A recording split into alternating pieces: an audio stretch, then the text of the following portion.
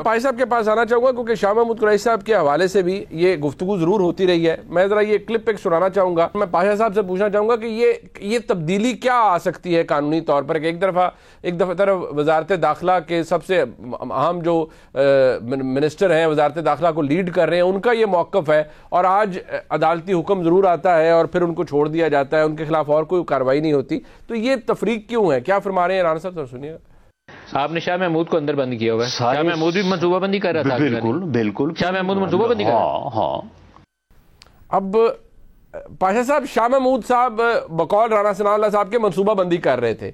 अब अदालत उन्हें, बिल्कुल ठीक है, वो उनको अगर रिलीज का हुक्म आ जाता है, लेकिन उनको किसी और मुकदमे में नहीं धरा गया, ना ही उनको गिरफ्तार किया गया है। वो अब कह रहे हैं कि वो कल चेयरमैन पाकिस्तान तहरीक इंसाफ को मिलेंगे और उसके बाद तफसीली गुफ्तगू करेंगे।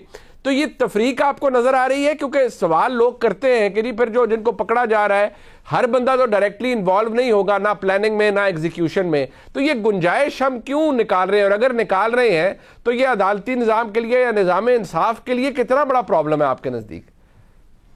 देखें, 9 मई के बाद जो वाक़यात हुए और उसके बाद जो अदालतों ने अपना किरदार अदा किया, मैं समझता हूँ कि जो 3 और 16 MPO के तहत जो नजरबंदियां की गई, उसमें ऑलमोस्ट 90% केसेस में अदालतों ने रिहा करने का हुक्म सादर किया।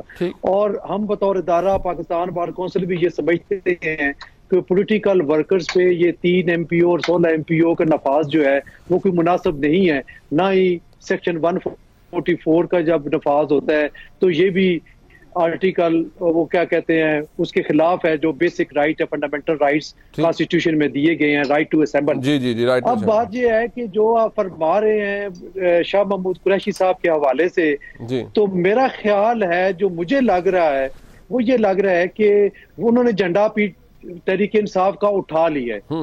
क्योंकि एक आपको पता है कि एक डेलीगेशन उनको एक हफ्ता पहले मिला फवाद चौधरी साहब की क़यादत में, जो कि PTI को छोड़ चुके थे, और काफी देर उनकी मुलाकात हुई, उनको फैसिलिटेट किया गया जेल में। और अब उसके बाद जब अदालत ने रिहा करने का हुक्म किया तो फिर ना तो दोबारा कोई ऐसा हुक्म आया, ना किसी और मुकदमे में मुलव्वस किया, बल्कि उनको सेफ एग्जिट दे दिया गया। तो इस तौर पे लग रहा है कि शायद वो जो तहरीक इंसाफ के चेयरमैन साहब हैं उनको कन्विंस करें कि अगर पार्टी को बरकरार रखना है तो फिर मेरे हवाले कर दें। लेकिन दूसरी तरफ जो हम एक और चीज देख रहे हैं वो ये है कि परवेज इलाही साहब भी उम्मीदवार हो सकते हैं PTI के चेयरमैन बनने के, क्योंकि उन्होंने भी बड़ा स्टैंड ले लिया है और हालात वाक़यात ये बता रहे हैं कि उनका भी एक मामला बन रहा है, जिस तरीके से उनको एक मकबूलियत भी दिलाई जा रही है। याद होगा आपको कि जब उनके घर बख्तरबंद गाड़ी ने धक्का दिया तो उस वक्त भी हमारे ज़हन में ये था कि PTI के अंदर से हमदर्दियां लेने के लिए ये सारी कार्रवाई की गई है।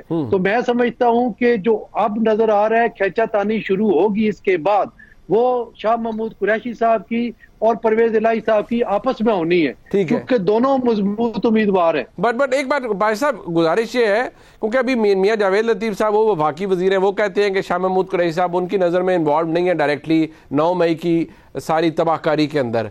राना सनाउल्लाह साहब वजीर दाखिला हैं, वो कहते हैं कि बिल्कुल शामिल हैं। तो मेरा सवाल घूम फिर के वही आता है कि ये अगर जो तफरीक है, ठीक है, आपने भी इसके ऊपर आवाज़ उठाई, हर कोई उठाता है, तो ये तफरीक आपको लगता है कि ये हुकूमत की एक मिली भगत है, अंडरस्टैंडिंग के तहत कुरैशी साहब को बाहर आने दिया गया है कि जाकर बात करें चेयरमैन तहरीक इंसाफ से, और नई शक्ल वो बनने जा रही है जिसका आप भी अब जिक्र कर रहे हैं?